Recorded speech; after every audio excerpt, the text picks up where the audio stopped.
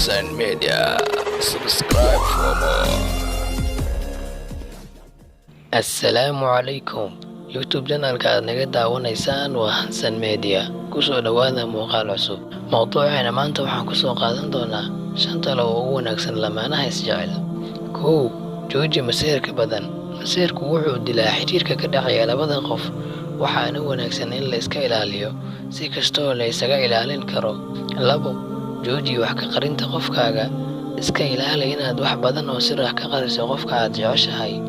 Haddii aad doonayso inaad qofkaas la wadaagto nolosha, daacad u ahow una sheeg wax walba oo aad niyadda ku haysid. 3. Mar waliba ku dheh mahadsanid, raaligelina mar kasta oo aad isdhahdo qalad baad galaysaa. Xitaa raaligelinta waxa aadan qalad ku lahayn waxay keeni kartaa inay qofkaasi kuu sii qaado jacayl badan. 4. Xusuusi mar walba qofka inaad adigu garab joogi doontid abid, una sheeg inaad jeclaa doonto inta ay nololi jirto. Marka uu ilaabana u sheeg inaad garabkiisa tahay mar walba. 5. Been gebigeeda badaa.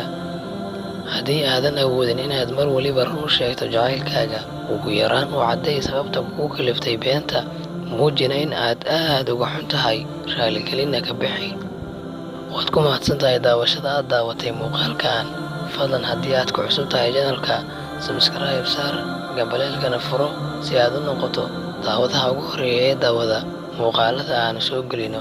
Mahadsanid.